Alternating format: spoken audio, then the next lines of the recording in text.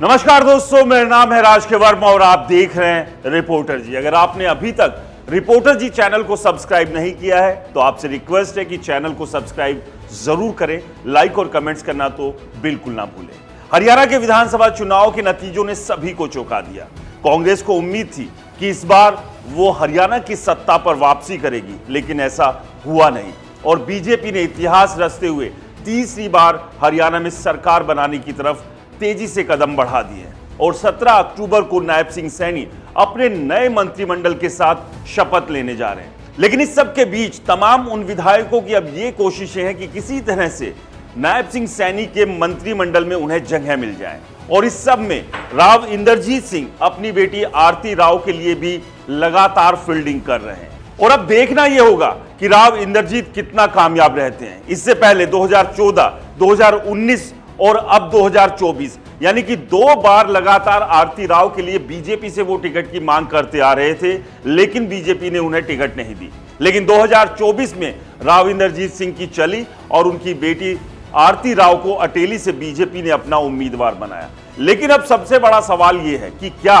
आरती राव को नायब सिंह सैनी के मंत्रिमंडल में जगह मिल सकती है? क्या आरती राव मंत्री बन पाएंगी? और क्या इसके लिए राव इंद्रजीत सिंह को नरेंद्र मोदी का साथ छोड़ना पड़ेगा? साथ छोड़ने का मतलब यह कतई नहीं है कि वो बीजेपी छोड़कर कांग्रेस में शामिल होंगे, क्योंकि साथ छोड़ने का मतलब यहां पर यह है कि गुरुग्राम लोकसभा से सांसद और केंद्र में राज्य मंत्री राव इंद्रजीत सिंह के पास पहले से ही मंत्री का पद है और ऐसे में अगर बीजेपी उनकी बेटी को भी हरियाणा में मंत्री बनाती है तो सबसे बड़ा सवाल यहां ये खड़ा होगा कि जो पार्टी हमेशा से परिवारवाद से हटके चलने की बात करती थी, तो अब वो तमाम नेताओं के बेटा और बेटियों को तवज्जो देने लगी है। और सबसे बड़ी बात यह है कि दूसरे खेमों से भी ये सुगबुगाहट शुरू हो जाएगी कि क्या सब कुछ बीजेपी राव इंद्रजीत सिंह को ही दे देगी।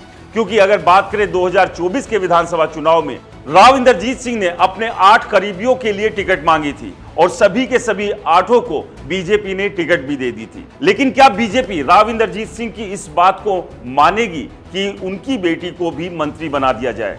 और ऐसे में क्या राव इंद्रजीत सिंह इस बात के लिए तैयार हो सकते हैं या फिर बीजेपी को यह ऑफर दे सकते हैं कि वो केंद्रीय राज्य मंत्री के अपने पद से इस्तीफा देने के लिए तैयार है, लेकिन उनकी बेटी को हरियाणा कैबिनेट में मंत्री बनाया जाए? और इस बात की संभावना से इनकार नहीं किया जा सकता है, क्योंकि अगर भारतीय संस्कृति की बात करें तो माता पिता अपने बच्चों के लिए कुछ भी कर जाते हैं और राव इंद्रजीत सिंह की राजनीति की बात करें तो अब करीब करीब आखिरी पड़ाव पर है और इस बार के लोकसभा चुनाव में भी राव इंद्रजीत सिंह ने साफ कर दिया था कि ये उनका आखिरी चुनाव है। खैर, नेता कहते कुछ है और करते कुछ है। हो सकता है कि एक बार फिर राव इंद्रजीत सिंह को आप चुनाव के मैदान में देखें, लेकिन ये खैर भविष्य की बात है। अभी अगर वर्तमान में अपनी बेटी को मजबूत करना है, अपनी राजनीतिक विरासत को आगे बढ़ाना है, तो उसका सबसे अच्छा मौका राव इंद्रजीत सिंह के पास अभी है।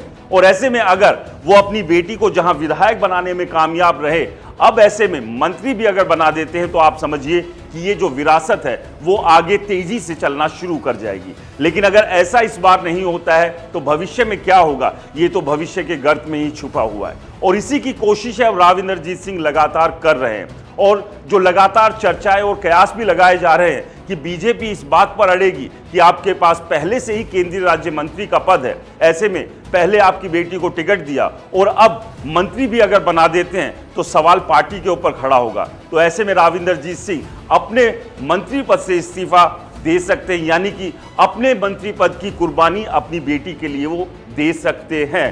क्या अगर वो ऐसा करते हैं तब भी क्या बीजेपी आरती राव को मंत्री बनाएगी? ये अपने आप में सवाल है, लेकिन कोशिशें लगातार जारी है और इन्हीं कोशिशों से राजनीति में तमाम तरह की जो संभावना है वो बनती भी है और बिगड़ती भी है। आपको क्या लगता है, राव इंद्रजीत सिंह अपना मंत्री पद छोड़कर आरती राव को अगर हरियाणा कैबिनेट में मंत्री बनाते हैं तो उनका ये डिसीजन कैसा होगा? खैर, वो ऐसा करेंगे या नहीं करेंगे ये भी एक चर्चा का विषय है, लेकिन अगर उन्हें ये ऑप्शन मिलता है तो क्या उन्हें ऐसा करना चाहिए? आपको क्या लगता है? हमें कमेंट्स कर जरूर बताएं। रिपोर्टर जी चैनल को सब्सक्राइब नहीं किया है तो दोस्तों चैनल को सब्सक्राइब करना ना भूलें। नमस्कार।